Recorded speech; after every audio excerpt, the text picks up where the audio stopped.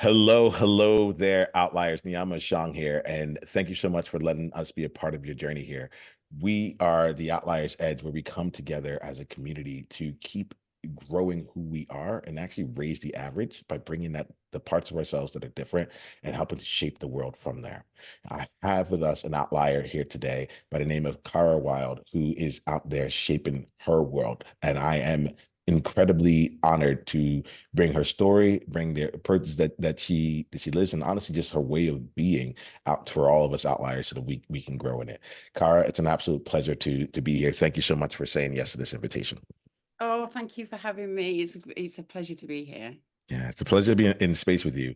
Cara, I like to start off each conversation here going like beneath the surface. Right? That's where I like to go just to start. And the way that I do this is just to share a little bit about like who you've been to me so far. And we're just getting to know each other, you know. Allies like yeah, let me put it this way. So Cara, what I get about you is that you're someone who has lived what you preach. You know, you've taken the time to like deeply get in, like to deeply do the work with it, and like and have seen the impact so strongly that it comes through the fibers of your being. Like you're like, I can't not do this here. Yeah, And that level of alignment, that level of like enthusiasm and passion, like really like seeps through for you. And I want to say, as I'm getting to know you and I'm getting in space with you, like that is shining through for me. So thank you so much for being you, and thank you for not holding that back.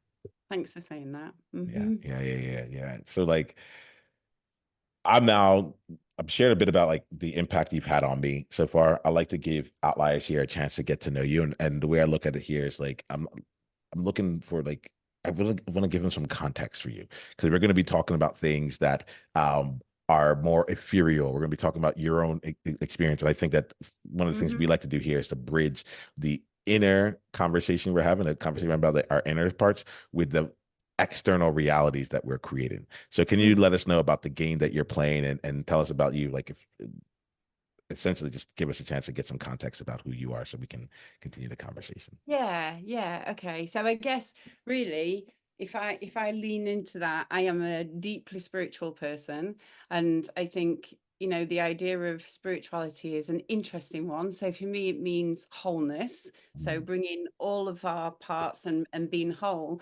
But really, it's for me, it's more importantly, it's about a connection to what I call the non-physical or source or that in-between space. And mostly that's been because of the direct experiences that I had that started when I was 17.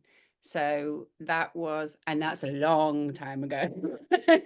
So I've had a lot of direct experiences. So um my I guess my first experience was a tarot reading. So I was doing my A levels and I just went for a like just to see what this is all about. I don't think it's up to anything. It was exciting. And there was this woman in the back of her kitchen, really nondescript woman, and she just came through with all sorts of messages from my granddad, who had just recently passed. She knew his nickname. She knew things that she wasn't supposed to know, but she also told me that my path was going to be really spiritual, and I would be you know, doing what she's doing. And to be honest, the spirits that I were interested at that time were more alcoholic than they were anything to do with the non-physical. So that's kind of where the journey started. Um, but then I trained in Reiki and I was having just these really profound experiences, but there was a missing piece. So I trained to be a counselor as well, and I ended up working in drugs and alcohol addictions. And I had my own business doing Reiki and tarot and my own like experiences. And then I also was working just purely as an addictions counselor. And there was just this gap between the two. And I remember me and my Reiki master having a conversation because he worked in a mental health team, a mental health hospital. And it's like, we're having all these conversations with these guys and getting this information. And then he's working with people who are also having these having messages, but they were institutionalized. And that whole balance between mental health and spirituality, over the years, what I've learned is trauma can have a big impact on which way it goes. When you're spiritual, when you open yourself up or when you are feeling connected. So there's been that kind of element that made me really interested in trauma and healing trauma. And then when we were working in addictions, and there was a kind of like revolving door syndrome, the clients weren't getting the transformations that I was wanting them to have, you know, as their support worker. And then in my Reiki and tarot and all that kind of practice, there wasn't the grounding, there wasn't the practical thing. And then I trained in EFT, which, Well, what's EFT? Just so I oh, can. sorry. Okay. So that's emotional freedom technique. So quite now it's called tapping. It's really, so that is something that's been around for a long time. And that's something that kind of works on your meridian systems. It's like acupressure with without the needles, really. Okay. Mhm. That was a game changer, an absolute game changer, because it works directly on that in between the psychology and the energy field. That's where it works. So I left and trained in that and started working in that way and just saw a completely different experience for my clients. But from a personal point of view, I had a lot of trauma in my background. So I was having daily panic attacks. I'd got really burnt out being 24/7 call as an addictions counselor. I developed severe agoraphobia at one time. I couldn't come out of the house for more than 10 seconds at a time. And EFT just did it. I tried all sorts, but EFT was the thing that completely changed everything. So, I mean, I've got so many different stories about how um, I've seen transformations in clients with things like EFT or energy work. I've got my own experiences where, you know, I've been in some really tricky circumstances and pulled on my beliefs in the woo, and it's just changed them. So I don't know which way you kind of want to go, but I don't know either yet, Cara. That's the fun part, right? I like the way I want to go right now is outlines. I want to actually have an invitation for you. I want you to spend some time right now, thinking back on the last just part of this conversation that we were having here. Cara was sharing her story, some of what like brought her into this space, and like we're gonna be taking things off from this place here. But in my mind, what was going on through my mind was like, oh, I wonder like what the equivalent of your story is for me. Where are the mm, areas where like I could see a lot of practicality, but then I'm missing like something's missing. Like it's not complete. You talked about spirituality being wholeness to you, and what I think I'm getting from you is that like the like EFT and that particular like modality of healing and working with people like actually is a whole experience with you, and it's been done a lot for you. So what was going on in my mind here was I was like, oh, I'm really curious for any outlier that's listening. Like, what's your EFT? What's the areas where either you're feeling like there's gaps, like you went down some path and it didn't give you everything, and at the other side of it, it's like what has been that tool? Because what I'm getting from you, Cara, is that like when you found it, you held nothing back. Like you ran in it. You're like, this is it. uh, Tell us a little bit more about like diving deeply into that part. okay. So, so that is, yeah, I trained in it and realized how, I mean, I can't tell you how hard it was to realize or tricky it was to realize that all the talk therapy that I'd done before was like really the long way of doing it. So with EFT, um, that was the thing. It's the quick transformation that can happen. So I've used it always. So um, I dived into train all sorts. So I worked with golf players on their performance, worked with, I trained, was doing CrossFit for a while, used it with when you couldn't make your weights and you couldn't lift. And I'll tell you, every performance issue when you go up. So say, I don't know, do you do weightlifting? Or have you ever done I, I weightlifting or I any have done performance? weightlifting in Okay. the past. I wish in this current moment of recording that I could say that word confidently, but I'll come back and listen to this and I'll be like, oh, I remember when I wasn't doing that. Go ahead. Let's, for the purposes of this conversation, let's say yes, so we can continue here. But go ahead. Yeah. Okay. So let's just look at EFT from a performance point of view, because this is what I started playing around with. So I had a client who came and let's take her for example. So she wanted to get back onto horse riding and horse jumping. She was competitive. She She took rescue horses in. It was a way of life. She taught me how to ride without a saddle. This was her big thing. And she just couldn't get back on. And she'd had a fall, but she just couldn't find the courage to get back on. So we did some EFT and some tapping together. But what came out was she felt really guilty about something that had happened in her family, nothing to do with her, but that was self-sabotaging. She didn't think she deserved to have all that joy and all that, experience in her life. And I remember really clearly, so we cleared the guilt using EFT. It's because it can just clear difficult emotions. We cleared the guilt, and she rang me not long after from the car to say that she'd got on the horse and she was signed up for a horse riding competition again. So that's what I mean, I guess, why for me, I can't separate spirituality from anything, because for me, spirituality is just like, you are so loved and so adored exactly as you are right now. But we have all these trauma incidents, messages that get in the way of us believing that.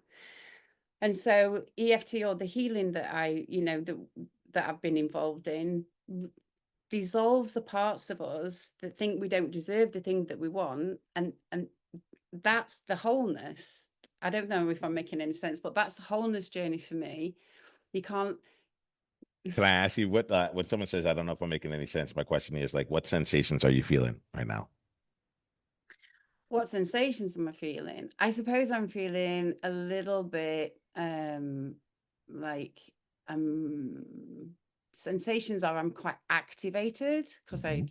I want to convey the stories in a useful way, and a coherent way. So I guess that's what I'm feeling. Quite Yeah. activated. Awesome. Because like the sense that I get here is like that I feel from you is like this is someone who like knows what they're talking about, that has like so many different examples, and these Mhm. examples are not necessarily where I thought they would come from, you know, like getting like literally getting back on the horse examples, you know. Yeah.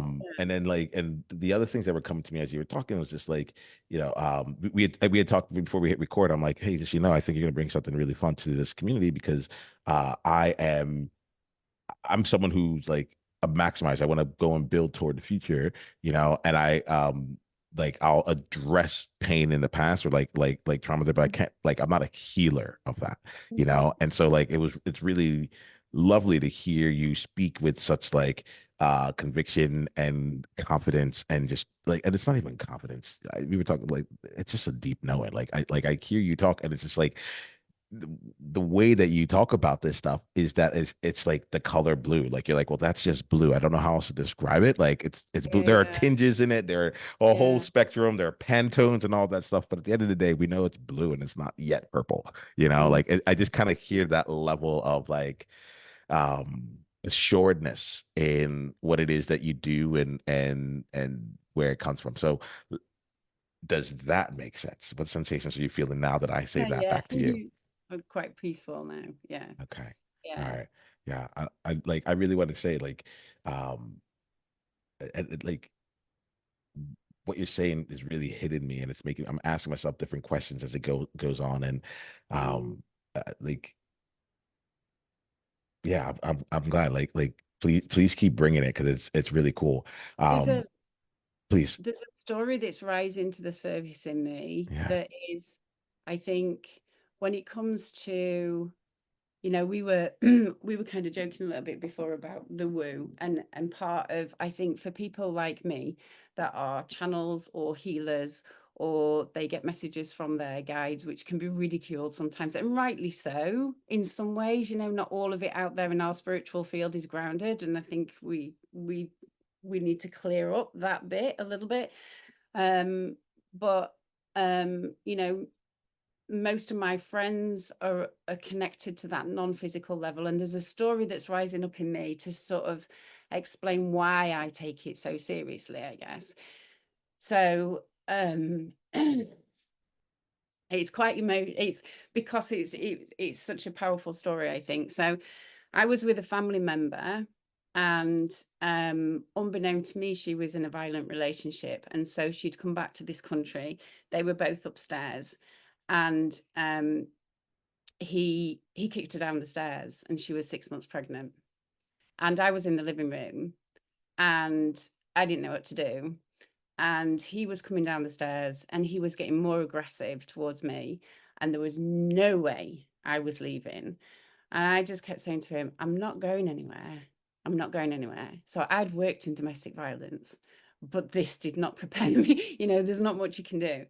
And so I went to the door, I shouted for help. He slammed the door, shut the door, and he was pushing the banister and walking towards me. And I just kept saying, I'm not going anywhere without her. But I could feel I was getting more and more anxious and activated. And so at that time, I was working a lot with Reiki. I was feeling connected to what I don't work in this way, but I was feeling connected to angels and that angelic realm. So that was where I was. This was 20 odd years ago. And I just stood in the living room and I just said, angels, if you've got anything for me right now, I need your help because I just don't know what to do. And this absolute calm came across me, and I walked up to him and he let me, and I just started stroking his back, and all these words that I didn't believe at the time, I know it's not your fault, I know you're trying really hard, and my conscious brain is going, I don't think so. I don't believe this. But he just went really calm, really soothed, opened the door, and we just walked out, and that was it. And that is it was only when I called on that and called on help that I was able to get both her and me and the pregnant and the baby out. Um, and that's the kind of thing that I'm talking about, the power, that kind of presence and that kind of connection. That's why it's so real to me.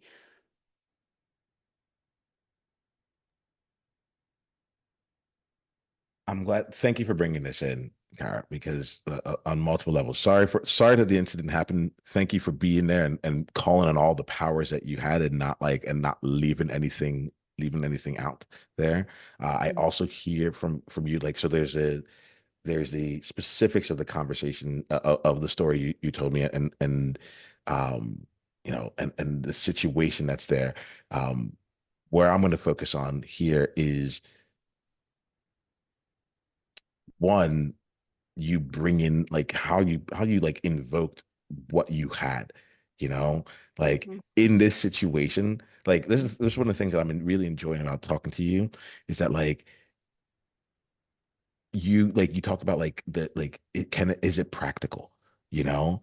And it's like I your conscious mind and my conscious mind, as you're telling the story, I was like, what are you doing? What are you do? Like, like that was what was going through my mind. But you had access to something that most other people would not have been able to like recognize as being powerful in the moment, and you called Mhm. upon it and you used Mhm. it.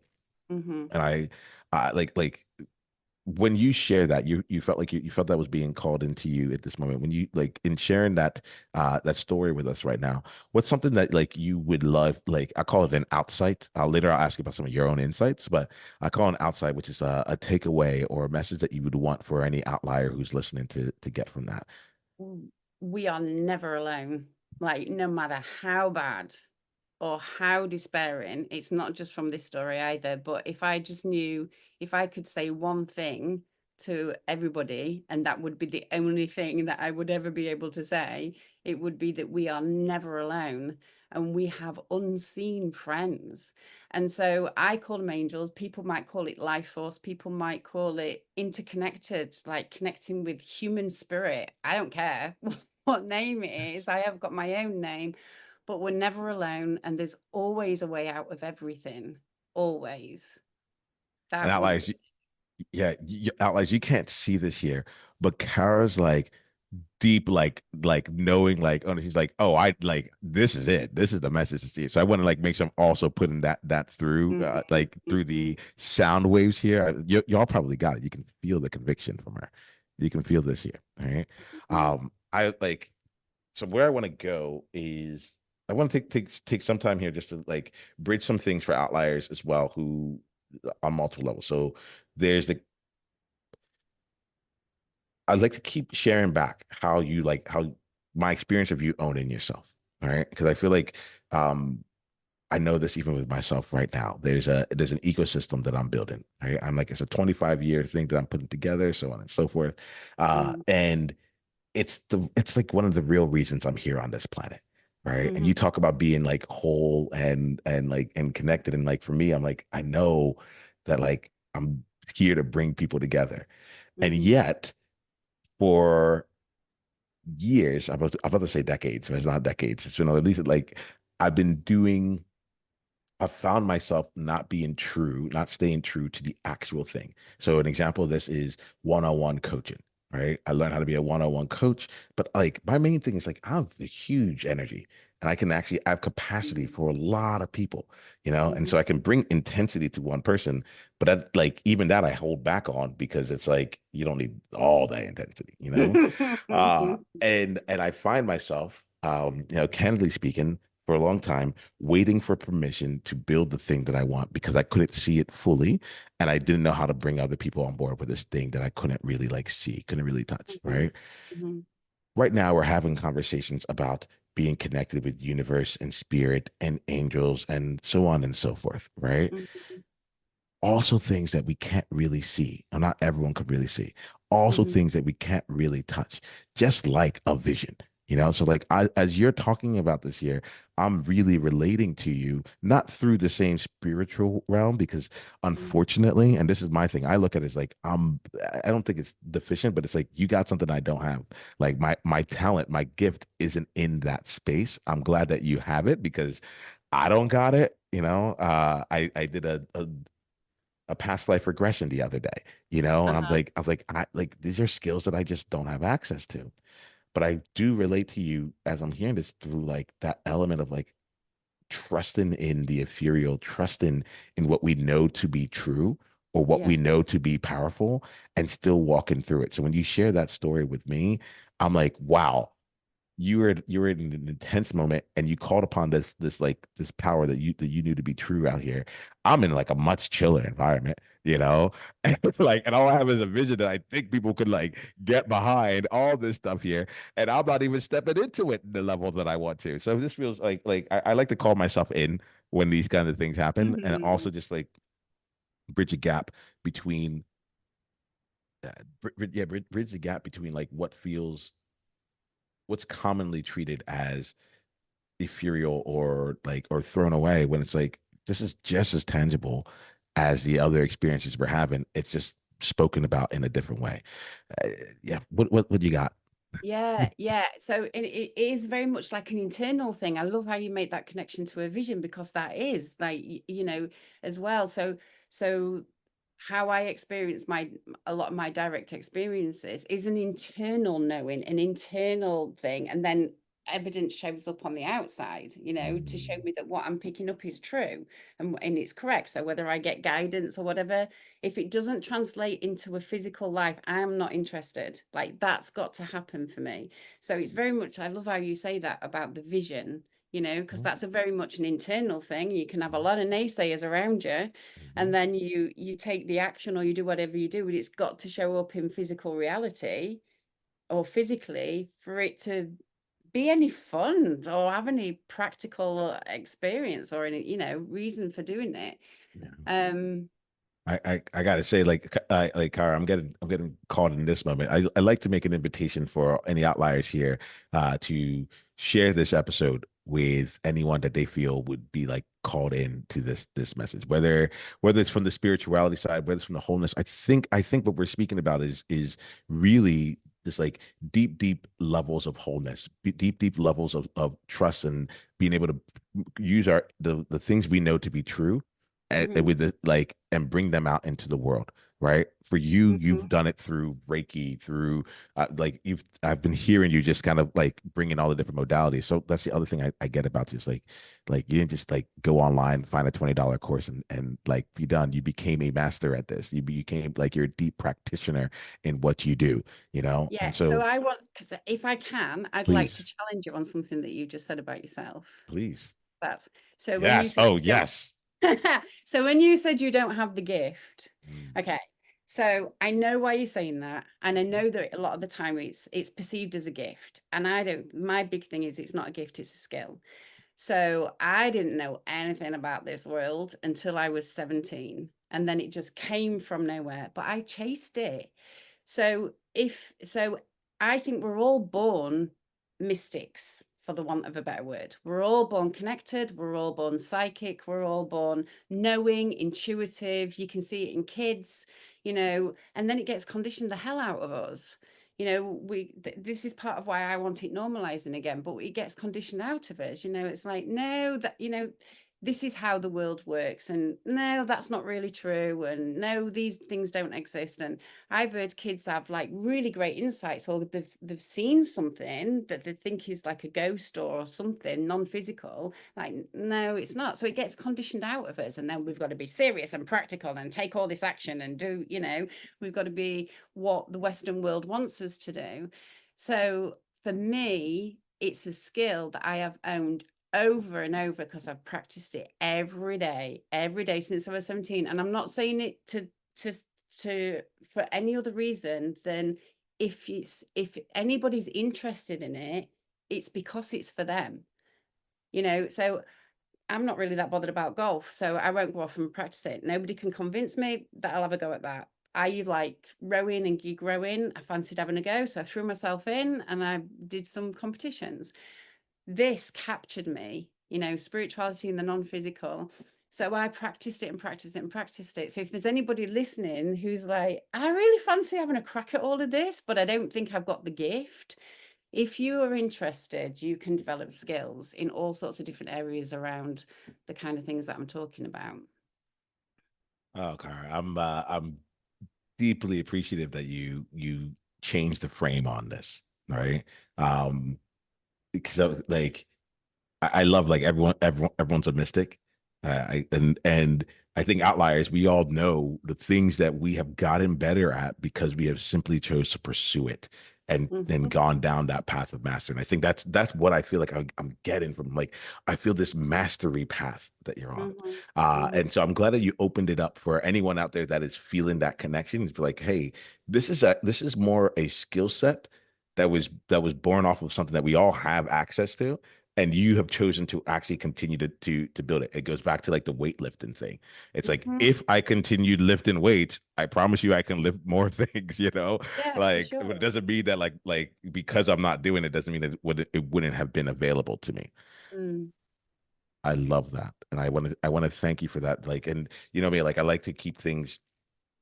I like it. I'm a multi-dimensional conversationalist. That's what's happening. So it's like, yes, we're talking specifically right now about like if you're feeling the gifts related in the spiritual realm, right? But we're Mm-hmm. also just saying, like, find your gifts and like find the things that, if I'm hearing you, find the things that like that capture you, that grab you, Mm. regardless of whether or not like other people really get it, but and then go in, build the skill sets on it, Yeah, and then give yeah. that to the world. Let me check in with you, Cara. What do you think? Yeah, so that's really exciting to me because it brings it round to the idea that I have a struggle with the word spirituality and how people define that, and I think it's a tricky thing. So what you're saying about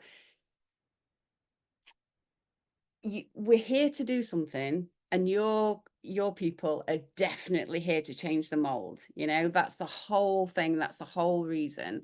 And when you're here to change the mold, you've got to listen to your heart, or your soul, however you want to call it. You've got to listen to your heart. You can't listen to a lot of your rational head. You certainly can't listen to a lot of the people around you, otherwise you won't be here doing something different. And so then it is about, what do I need to do in order to embrace that authenticity, that who I really am, what I'm here to do, what I'm here to shape up. Um, and so that's when spirituality becomes about wholeness to me, because we have to clear the limitations. So some, limiting beliefs, sometimes it's called, stuck emotions that are from trauma, who we think we are, who we've been told who we are, if we went to school and we were bullied and we get all sorts of ideas, all sorts, there's layers and layers to it, especially in the Western world. And so there are tools, there are ways that you can kind of like streamline that process so that it's efficiently removed from you. That's what I like about EFT, but you can efficiently remove it from you. And that's wholeness, is bringing your heart self and your whole authenticity to whatever it is that lights you up and whatever it is that you think that's spirituality to me. Like, boom, that's what you're here to do. Go do it. And I use all my connections to the non-physical to help myself do that. My kids do that. My friends do that. It's just a shortcut a lot of the time. But that, I think, is what spirituality means to me. Well, I appreciate you, Cara. I'm receiving you. I can feel like the pores, the cells in my body just like opening up and receiving you deeply. So just thank you for bringing your gifts and your talents and your skills and your mastery. Cause I have to catch all that here. It's like it's not just gifts, not just talents, but it's like the actual work of from age 17 onwards of just like Mm, pursuing this, and like you can bring in stories all throughout your life around mm. this because you've just been doing this. So we're going to wrap up this conversation. I have three questions I want to ask you to wrap up this conversation. Okay. Okay. The first one here is like for any of us outliers here that want to go deeper down the journey with you, what's the best way that they can do that? Okay, so if you want to get to know me, then I'm on Instagram is probably the best way. I've got lots of pictures of stone circles there for anybody that's interested in it. And so that's Wild Cara, and then my website is cara@carawilde.com, and there's lots of resources on there. So they're the two ways to get to know me better. Nice. And outliers, wild is spelled with an E at the end, correct? It is. Thank you for pointing Yes. that out. Yes, Yes. thank you. Cara, does the EFT work remotely, like virtually? Is there something I do that most of my sessions through Zoom, if Yep. that's what you, yeah, yeah, Yes. Perfect. absolutely. Perfect. Yeah. Perfect. So yeah, just because I hear tapping, I'm like, oh, it's a physical thing. I guess maybe you're tapping me or whatever, and so like So that I'm helps so clarify sorry. it. I forget how, I just think, yeah, It's all right. yeah, That's my yeah. thing. I'm here. I'm here. You're in your world, it's my world to bridge the gaps on these Yeah, things here, right? And yeah, I think about it because I'm like, I would love every outlier to have experience with this. That's literally what I want. Like I'm like, right. Yeah. and so I want to say thank you for taking the time to develop your skills to this point. Cara, you have shared a ton of different outsights for our audience here and of outliers. My question for you is like, what's one insight that you got from this conversation for yourself? Um, the one insight, I had quite a few to be honest. But the one insight, I guess, is owning, uh, for me personally, owning the amount of, you mentioned the word mastery, and I don't tend to think of myself like that. I strive for excellence, but I think that was my insight. I think that it's not, sorry, that was one of them. The bigger one, I think, that came to me was as I was talking more about what spirituality means to me, which is a celebration of your true self. That's spirituality. I'm really grateful for the opportunity to process that out loud. That's a really good way of me thinking about it. Lovely. Lovely. Well, thank you for processing it out loud. Thank you for bringing all of it here. Last question we call the time capsule question, and it's a message that you would leave for yourself. So, having all the wisdom that you had that you have in this current moment, what's a message that you would leave for a future you? Let's say one that's like 10 years more experience, so on and so forth, that just might need to be reminded of something that you know to be true right now. What's that message you might leave? Hmm. It would be just it go for it. So, because in 10 years' time, I'll be 62, and that's still young. Right? Just Mhm. keep going for it. Just keep going for it. Just keep going for it. There we have it. Thank you. Thank you for going for it. Thank you for dedicating so much of yourself to this here. Thank you for bringing you and for living and showing us what it's like to be you, to like to really own and bring that out to the table here. Um, I'm excited to find out more about what you are. I'm excited to go deeper down the journey. And I just want to say on behalf of all outliers here today, thank you for being you. Thank you for bringing what you bring. And I'm looking forward to all of your continued success. Thank you. Thank you for having me.